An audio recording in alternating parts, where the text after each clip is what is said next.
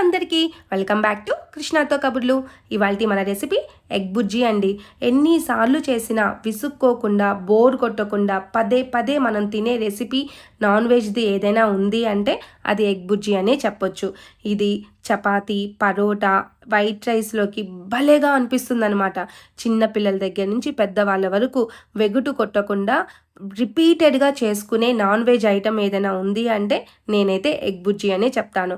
అయితే ఈరోజు కొన్ని మార్పులు చేర్పులతో ఎక్కువ మాయిశ్చరైజింగ్గా మన ఎగ్ బుజ్జి ఉండేటట్లుగా, అలాగే తక్కువ ఆయిల్తో చక్కగా హై మాయిశ్చరైజింగ్తో చేసేసుకుందాము. కాబట్టి ఎక్కడా స్కిప్ చేయకుండా లాస్ట్ వరకు చూడండి.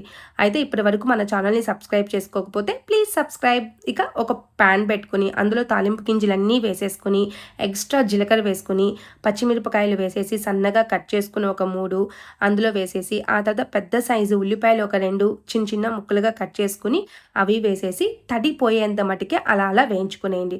ఆ తర్వాత 2 టమోటాలు వేయండి. చిన్నవైతే 2, పెద్దవైతే 1.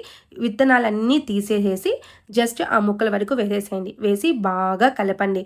అందులోకి బాగా ఒక గుప్పెడు కరివేపాకుని తీసుకొని సన్నగా చాప్ చేసుకొని అది కూడా వేసేసేయండి. వేసి తడి మొత్తం జస్ట్ వాటర్ పోయేంత మాత్రమే బాగా వేయించుకునేయండి. ఆ తర్వాత దానికి సరిపడా సాల్టు, పసుపు వేసేసుకొని ఇంకొంచెం సేపు అలా వేయించండి. ఇక సాల్ట్ వేసామంటే ఆనియన్స్లో ఉండే ఏదైనా కొద్దో గొప్ప వాటర్ మొత్తం బయటకు వచ్చేస్తుంది. ఆ తర్వాత ఒక 4 కోడిగుడ్లను తీసి దాంట్లో వేసేసేయండి.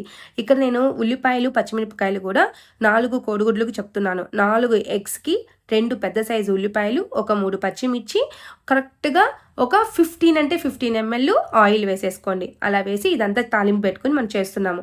అయితే ఎగ్స్ వేసినమ్మటే కదపకుండా ఒక 2 minutes అలా వదిలేసేయండి. అలా వదిలేసేస్తే నీచు వాసన మొత్తం వెళ్ళిపోతుంది. అలాగే గ్రెయిన్స్ కూడా పెద్దవిగా ఉంటాయి అన్నమాట. ఆ తర్వాత కొంచెం అలా అలా కలిపేసేసి అందులోకి ఒక 1/2 స్పూను మిరియాల పౌడరు, 1/2 స్పూను కారము, 1 స్పూను గరం మసాలా వేసేసుకొని బాగా వేయించేసేసేయండి. మనం గరం మసాలా వేయటం వలన మనకి ఫ్లేవరు, స్మెల్, టేస్ట్ అన్నీ మారిపోతాయి. చాలా బాగా ఇష్టంగా తినేస్తామన్నమాట. ఆ తర్వాత ఈ స్టేజ్లో సాల్ట్ సరిపోయిందా లేదా అని చెక్ చేసుకోండి. ఇన్ కేసు సాల్ట్ సరిపోకపోతే ఇంకొంచెం సాల్ట్ వేసుకొని అలా కలుపుకునేసేసి స్టవ్ ఆఫ్ చేసేసుకోండి. మన ఎగ్ బుజ్జి రెడీ అయిపోతుంది. ఇంకేముంది, ఒక ప్లేట్ తీసుకొని చక్కగా సర్వ్ చేసేసుకొని స్పూన్ పెట్టుకుని ఉత్త ఎగ్ బుజ్జి తిన్నా బాగుంటుంది. వైట్ రైస్లోకి అయితే భలేగా ఉంటుంది. చపాతీ, పరోటాలకైతే అసలు చెప్పనక్కర్లేదు, అంత బాగుంటుందన్నమాట.